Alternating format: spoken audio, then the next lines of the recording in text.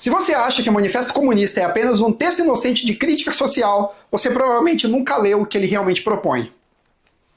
O Manifesto não é um livro neutro de filosofia, ele é um programa político revolucionário. E quando você lê com atenção, percebe que há ideias ali que, se aplicadas literalmente, mudam radicalmente a estrutura da sociedade. E não necessariamente para melhor.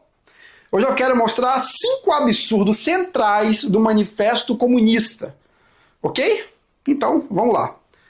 Primeiro absurdo, a ideia de que toda a história é apenas luta de classes. Logo na abertura, Marx e Engels afirmam que a história de todas as sociedades até hoje é a história da luta de classes. Parece uma frase poderosa, mas ela reduz a complexidade humana a um único eixo: opressor e oprimido. Cultura, religião, identidade nacional, cooperação voluntária, inovação, tradição, tudo é comprimido numa lente binária de conflito econômico. A realidade histórica é muito mais complexa. Civilizações foram movidas por fé, por honra, por comércio, por ciência, por cultura. Reduzir tudo a conflito material é empobrecer a própria compreensão da história. Segundo absurdo, a abolição da propriedade privada dos meios de produção. O manifesto declara explicitamente que o objetivo do comunismo é abolir a propriedade privada. Não apenas reformar, regular ou taxar. Abolir. A questão é simples. Sem propriedade privada, quem decide o que produzir, como produzir e para quem produzir? O Estado. Isso significa concentrar poder econômico e político numa estrutura central. E concentração extrema de poder nunca foi terreno fértil para a liberdade individual. A propriedade privada não é apenas um instrumento econômico. Ela é um limite ao poder do Estado. Terceiro absurdo, a centralização do crédito e dos meios de produção. Entre as medidas propostas no próprio manifesto estão a centralização do crédito nas mãos do Estado por meio de um Banco Nacional e a centralização dos meios de transporte e de comunicação. Isso significa eliminar a concorrência e substituir decisões descentralizadas por planejamento central. O problema é que economias complexas dependem de informação dispersa. Quando você concentra decisões em um único núcleo político, você elimina o sistema de preços como mecanismo de coordenação. O século XX mostrou o que acontece quando se tenta planejar tudo de cima para baixo. Ineficiência, escassez e burocratização massiva. Quarto absurdo, a dissolução da família como instituição burguesa. O manifesto trata a família tradicional como um instrumento de reprodução da lógica burguesa. Marx e Engels criticam a estrutura familiar vinculada à propriedade e sugerem sua superação dentro da lógica comunista.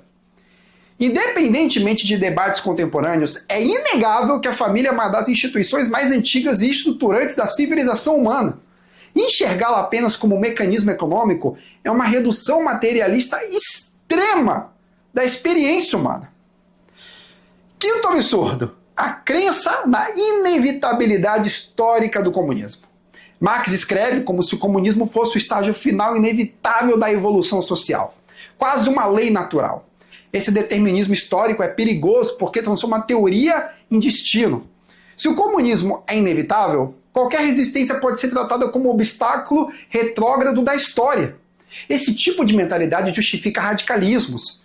E quando política vira cumprimento inevitável da história, abre-se espaço para justificar a correção em nome de um futuro prometido. Bom, embora muitas pessoas digam que o Manifesto Comunista foi poderoso porque identificou tensões reais do capitalismo nascente, do século XIX, isso não significa que a solução proposta no texto fosse correta ou moralmente superior. Apontar problemas é fácil. Construir um modelo viável de organização social é outra coisa completamente diferente. O manifesto pode ter captado um momento específico da Revolução Industrial, mas transformou circunstâncias históricas em justificativa para uma reengenharia radical da sociedade. E é justamente aí que mora o perigo. Usar falhas reais como base para defender a concentração massiva de poder econômico e político nas mãos do Estado. O problema é que ele ofereceu uma solução estrutural que concentra poder, elimina a propriedade privada produtiva e substitui coordenação espontânea por planejamento central. Ideias não são perigosas apenas porque são radicais. Elas são perigosas quando prometem redenção total da humanidade através da reengenharia completa da sociedade. E o Manifesto Comunista faz exatamente isso. Se você quer entender política e economia de forma madura, você precisa ler os textos originais e analisá-los sem romantização. Porque muitas vezes o problema não está apenas na aplicação histórica das ideias, está nas próprias ideias.